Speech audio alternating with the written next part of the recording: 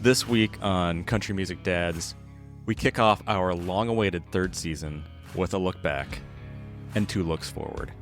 Donnie and I share our favorite moments from Season 2, our highlights from the artist interviews, cultural deep dives, and, of course, dad life nonsense that epitomize the pod in 2025. We also share our vision for Season 3, the reasons you should like, subscribe, and click on all the links we send your way.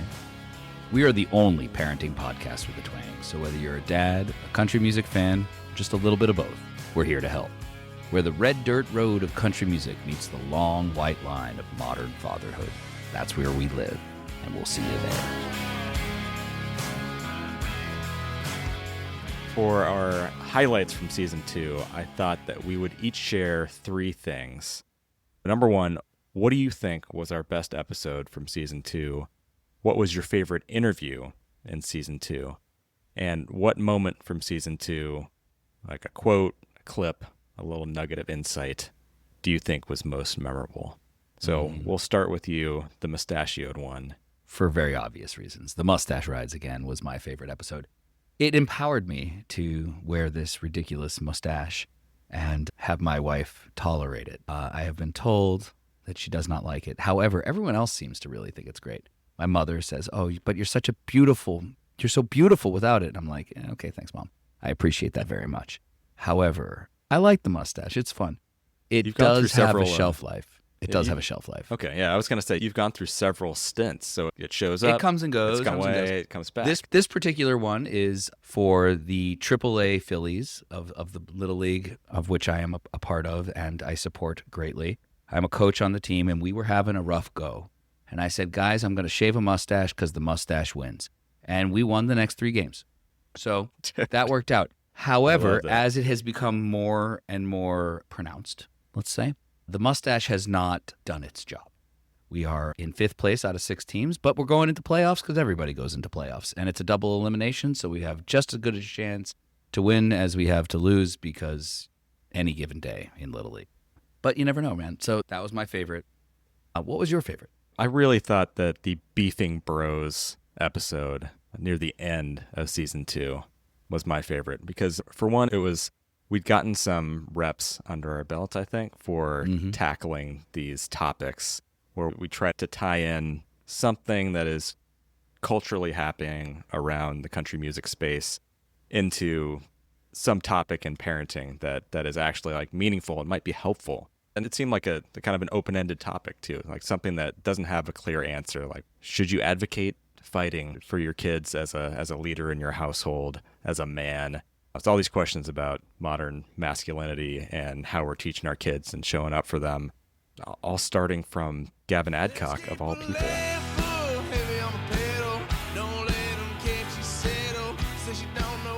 To inspire our discussion about beefing and fighting bros. I have to be honest. I need to thank Gavin Adcock. He did some real good things for my social media profile. It's about time you appreciate him. Yeah, something like that. Show him some love. He's like a heel in traditional wrestling, right? You love to hate him because he's just such a buffoon. That being said, I actually think he is a buffoon. He put out that album recently, Country Never Dies, which was about as pretentious as you can get. And it really missed the mark on every level. I posted about it. I wrote a pretty thorough review of it. I went down the rabbit hole and tried to listen to it all. And there's some good stuff on it. There's no doubt there's some good stuff on it. But I posted it on Instagram, and like as I do with all of my things, it gets a few thousand views if I'm lucky. And then, I go on to the next thing. Gavin Adcock commented on it. Like, his profile, I don't know if he did it, but somebody who runs his socials, or he himself, commented on my post.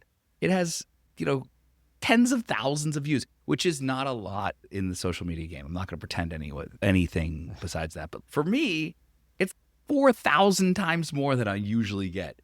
And so I was like, what are you doing, dude? Anyway, so that's my appreciation post. It's a little side compliment, no doubt, but nice. Yep. Shout out. He came down from his pedestal. If you ever become a dad, man, come on the show. We welcome you here. Oh man, I'd love that. Even if you're not a dad, Gavin, you're welcome. both of those episodes, the mustache one, the beefing bros, I think They were we struck fun. we struck a good balance. It was fun to talk about. To the interviews, so we had a lot of great guests last year, guests Mhm. from the country music space. It's really fun talking to all those people.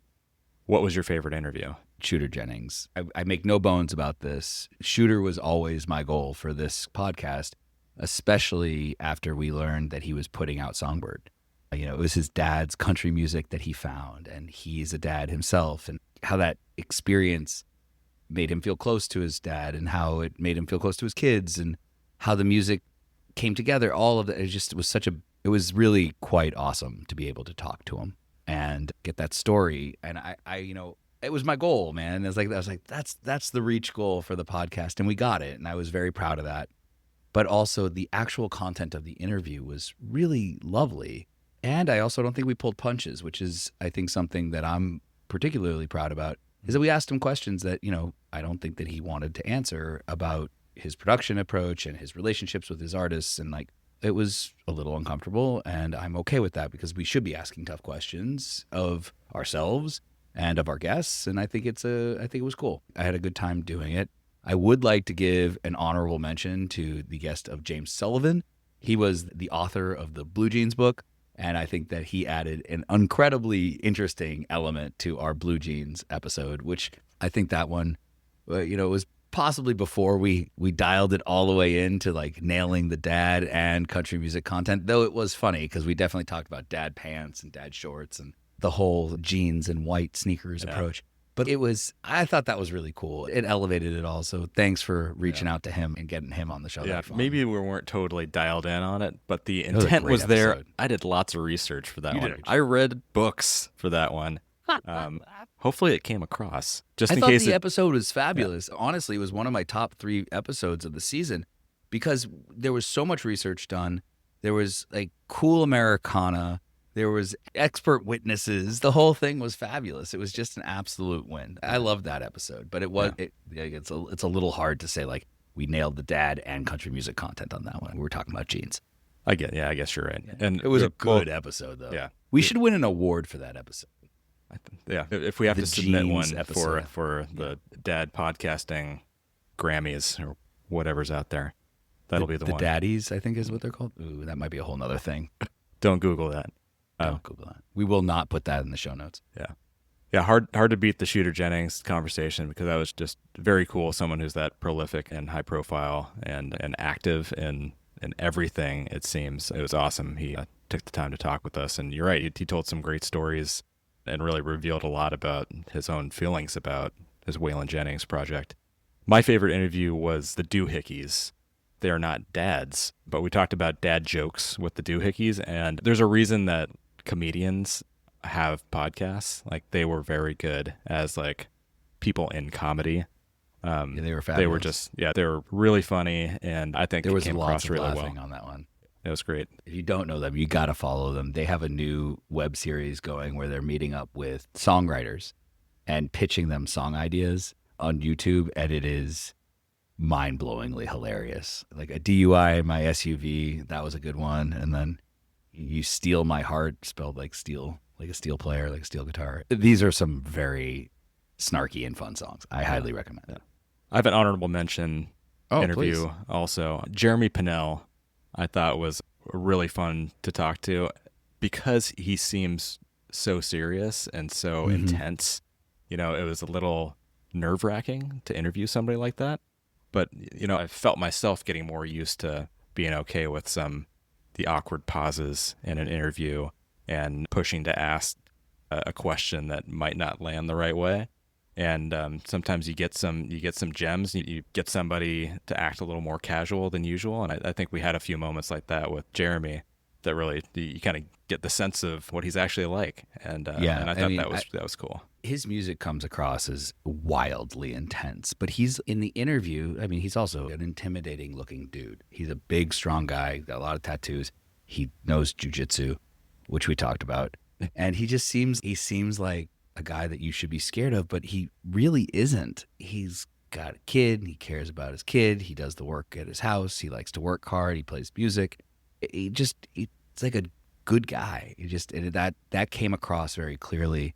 And I think that one should win an award for editing because there were pauses and changes in between, and you put together a beautiful podcast there, Dave. I must admit. So high praise on that. It came across incredibly smooth, and the conversation was smooth.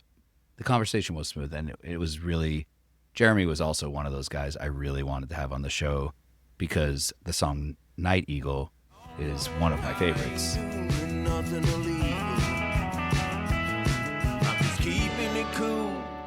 Like a nighttime eagle. And there's a line in it about missing your wife and kids.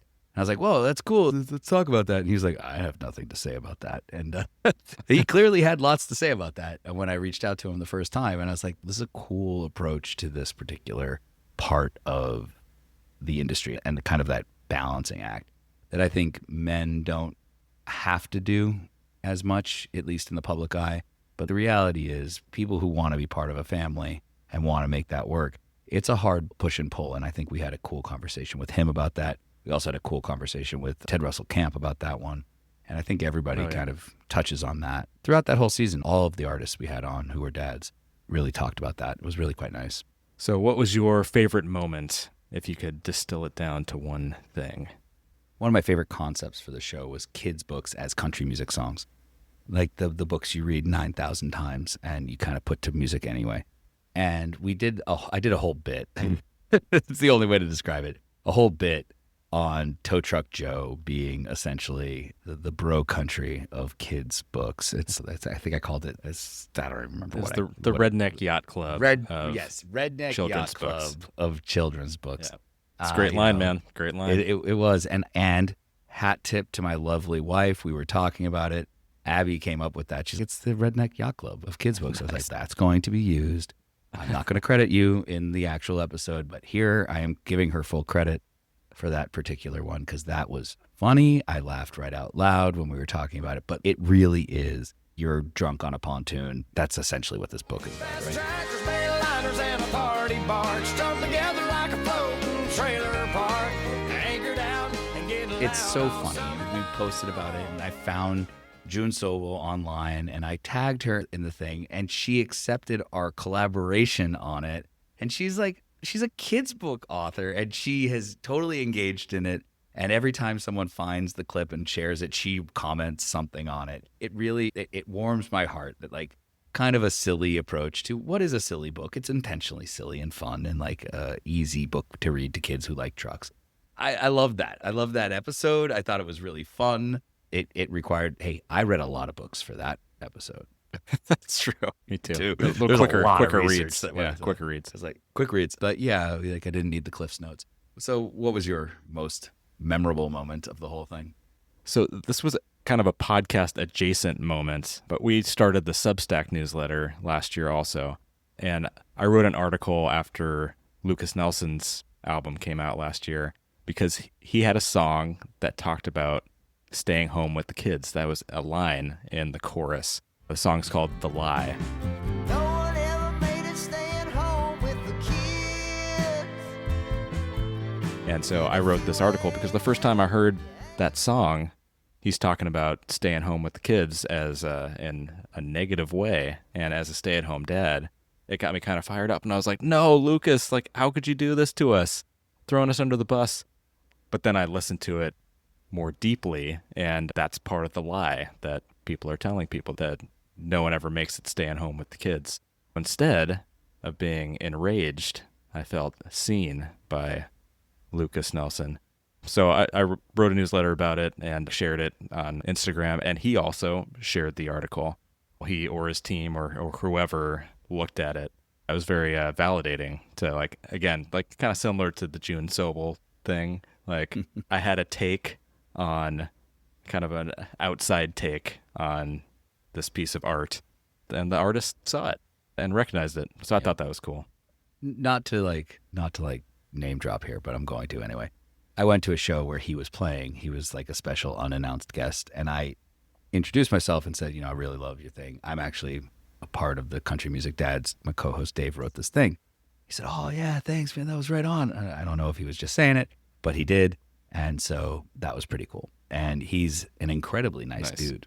I must say. Incredibly nice dude. And his voice is like butter. It is shockingly beautiful. And both him and his brother Micah shockingly sound like their father when they Yeah, sing his songs. they really- In case anyone doesn't know, that's Willie Nelson's kids. As for on the podcast, I do have a favorite moment from the podcast also, and we'll go back to the Shooter Jennings episode for that. There was a moment there where he was talking about Songbird and talking about what it means to him to hear his dad's voice singing these songs again after he's been deceased for some time now. He had a quote about how it almost brings him back into this moment right now for a little while. You could tell there was a little bit of emotion there, and I don't think I'd heard him say something like that on an interview before. So I thought that was just like real. You see like the person behind this kind of entity that Shooter Jennings is, this producer, this famous producer, like actually he's just talking about his dad like anybody else. He was given a platform that wasn't there. I mean, we provided, I think, a really specific cross-section of concepts for him to discuss this work. And, I don't think anybody else, I mean, everybody's talking about how his dad's Waylon Jennings and like how this is a project of his, but we're talking about like parenting and fatherhood and experience and the love of a child and a parent. And that was powerful. I'm glad you brought that one up because I did not forget it, but it didn't jump to me. And like, I remember that being like, I think we like exchanged glances or possibly text messages like, wow, that was special when he said it. So looking forward into season 3, we probably should talk a little bit about ourselves because this is a podcast and we're middle-aged men, so that's what we do. So there's stuff that has changed over the last few months, 5 months, 6 months. The reality is, we're not going to lie, we're a little bit late to season 3, but there's good reason to it. So Dave, tell us the real reason.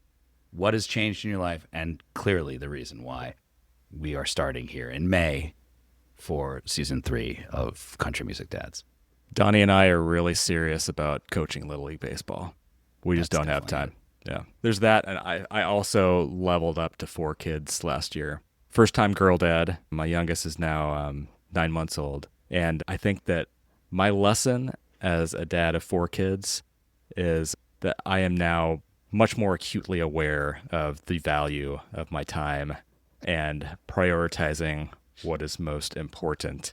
I don't know if I necessarily saw that coming because my wife and I were a little flippant about it. Like, 3 kids is a lot of kids. Like, 4 is just going to feel like a lot of kids still. We got this. And we do. It's going really well. We have a lot of family support, which is wonderful and beautiful.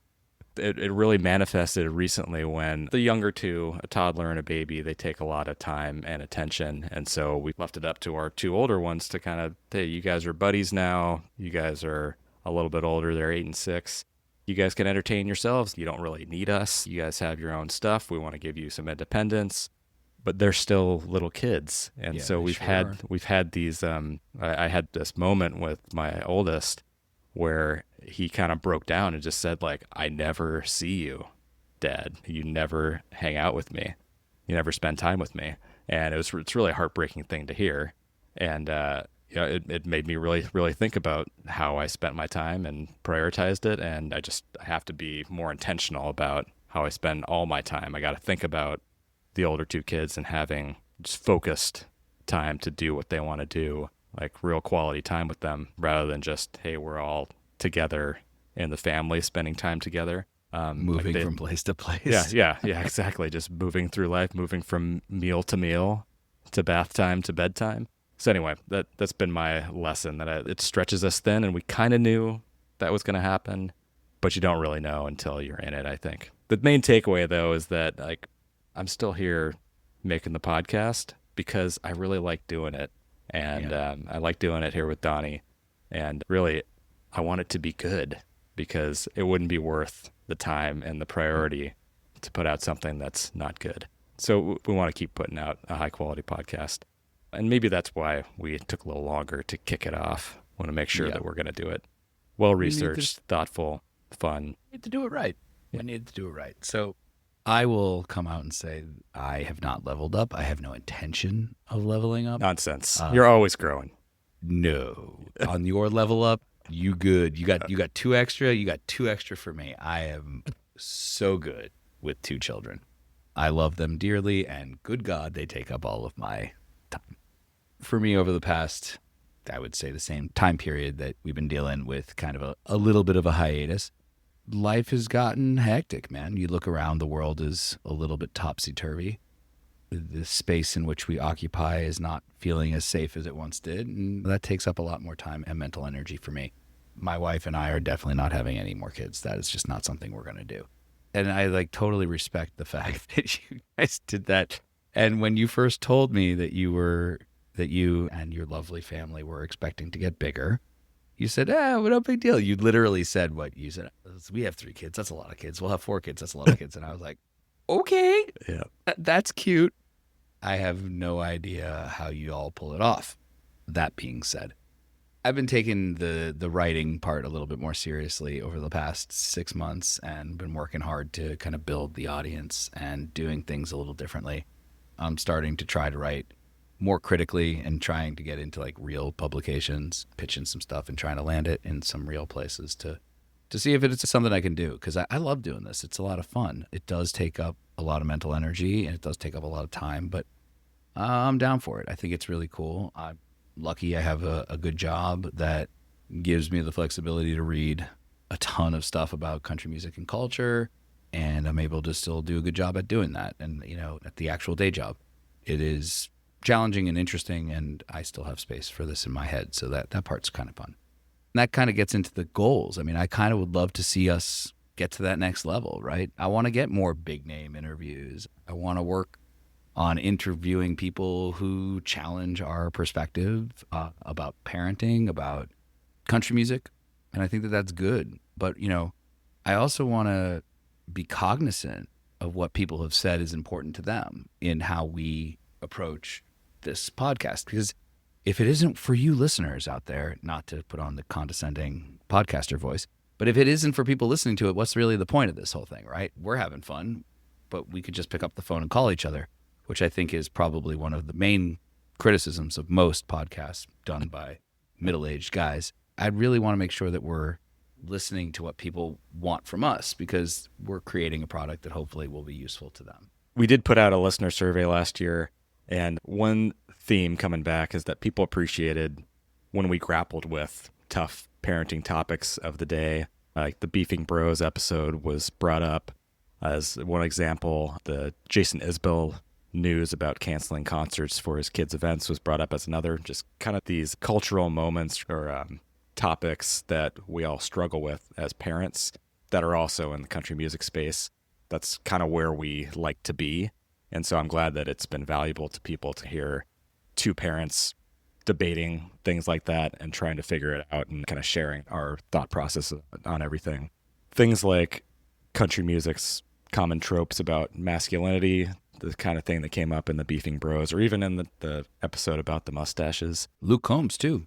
And Luke Combs the Luke Combs episode about the review of his album about their fathers and sons. I think that we're in a place where we enjoy breaking down some of those topics from the modern dad's perspective that are showing up in country music. We'll continue to do stuff like that because it's fun. I think that's our lane. Something else, we have listeners that are not, they're not the Donnie C. Cutlers of the country music world. They're not the experts writing music criticism about it. Oh, but don't put that on me, please. But you are, though. I think you're putting out some great stuff, Donnie. Like I've learned a lot of things from you about the industry, the music industry in general, about country music in the last year. Like, you really know your stuff. I know some things, but I still consider myself a novice.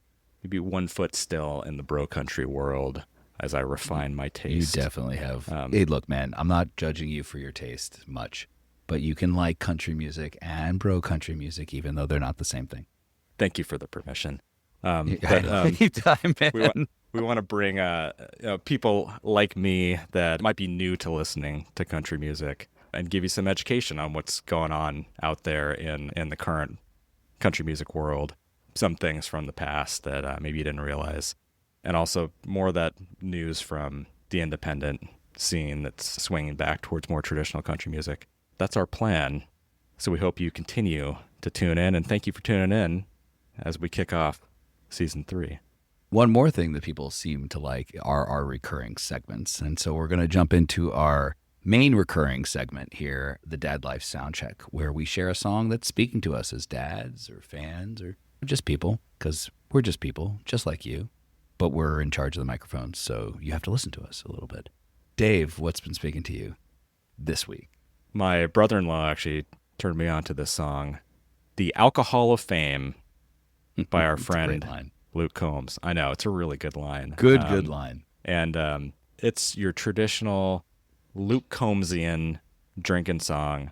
I love Luke Combs's dad trajectory because he was a new dad. Man, he's going to write this heartfelt album all about fathers and sons because he's got a son or two. Now he has three sons. I've been there. And now he's back to the drinking songs.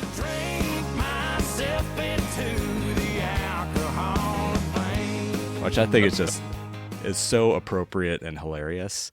But even the new album that he just put out this year, it kind of waffles back and forth just like we do, or maybe we with many kids do, between being very heartfelt and reflective, and now I just got to drink, and I got to go out and party. I got to get out of here, and then back to heartfelt, and it's I'm right there along for the ride with Mr. Combs on this one. And either he needs to drink or he needs to put all three kids through college. I think he's fine. I'm gonna say I think he's fine. Yeah, but I think he'll be doing just fine. He doesn't need that 529. We could talk about those later. But yeah, it sounds super fun. I remember interviewing somebody a long time ago. He ended up playing kind of one of those side stages at Stagecoach a million years ago. Probably not a million years ago. Probably like 5 years ago, 6 years ago. And Luke Combs was playing. He's like, I never heard that guy before. And man, he was great. I really liked his music. I was like, yeah, what's not to like about that? Ice cold beer that never broke my heart is the perfect drinking song. And I've mentioned this before on the podcast, but my youngest used to when he was like first starting to walk and they'd do the butt dance, we'd put that song on and he'd put his hands on a low table or we had storage units out for the toys and whatever. And he would do it, and he'd shimmy his butt to that song, and every time we put it on, and it was great. Long neck, ice cold beer never broke my heart. He was just in his diaper and dancing to Luke Combs, shaking his butt. It was great.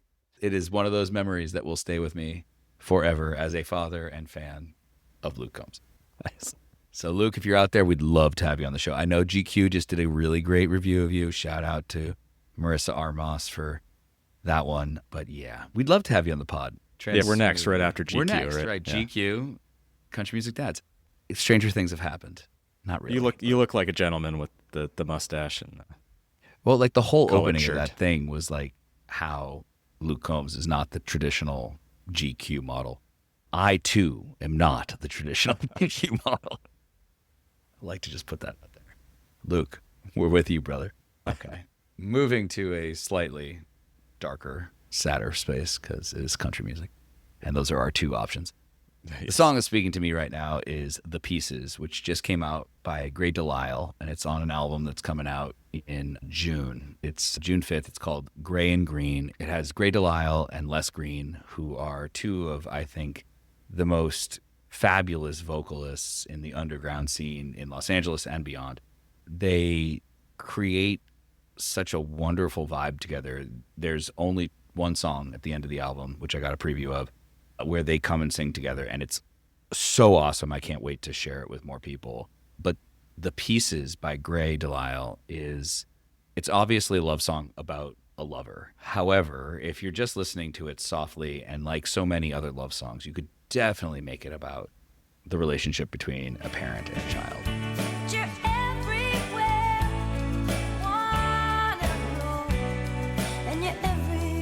There are some parts that don't work so well. However, there's one line that hit me today when I was listening to it again that says, I look up and saw the whole world in your eyes. And the whole part of like the lyrics blending together with the guitars, which are like perfectly this cool rockabilly country sound, and then her raw vocals just come together to create this really beautiful sound. And I spoke with Gray about it when it came out, and she said her voice was raw from doing takes. She had done a whole bunch of work. She had sung some shows, and she came in to put this track down. And she almost told the producers and the team behind it, I don't really like this. And they was like, no, this is perfect. And I think it's one of her most beautiful songs she's ever written, ever sung on a record. And if you don't know Grey Delisle, you probably know her voice. She was Daphne on the Scooby-Doo show. She was Azula from Avatar, The Last Airbender. She was Catwoman on the animated Batman series and has, I think, somewhere between 900 and 1,000 other voice credits. Wow. She's in every cartoon you've heard. She's so kind and giving of her time and energy. Last year, she used her gravitas and her fame to put out this album about Cindy Walker, all of these Cindy Walker songs. She is one of the most prolific women songwriters in the country music space. And like, she just did this great stuff so that like her home, Cindy Walker's home, could be preserved as kind of a monument to this important figure in country music. And some of these songs, you know, like these huge names saying they were written by Cindy Walker, and like she's just like this good person. She, you know, supports smaller artists. She just goes out there and she's in the space. And I just love this song. It was shockingly beautiful to me. So not to go on and on, but I really like it. Thanks for sharing. Thank you. And that's it. That does it for our first episode back. Thank you, as always, for listening, for tuning in. The best way to support us is to also subscribe to the show on Spotify, Apple Podcasts, or whatever podcast platform you use. If you want to see new episodes and more content delivered straight to your email inbox, please subscribe to our newsletter, countrymusicdads.substack.com. You can find everything we do on our website, countrymusicdads.com. And we'd love to hear what you loved best from Season 2 and what you think so far of Season 3. So send us comments, suggestions, friendly banter on Instagram at countrymusicdads or via email, countrymusicdads@gmail.com. Stay tuned for our next episode where we speak with South Carolina native and country musician, and dad, of course, Nathan Evans Fox about his upcoming album, Faith, the South, NASCAR, and progressive leftist politics. What a combo. And until next time, whether you're at the dance hall, the playground, or just folding some laundry, thanks for tuning in. We'll talk to you soon.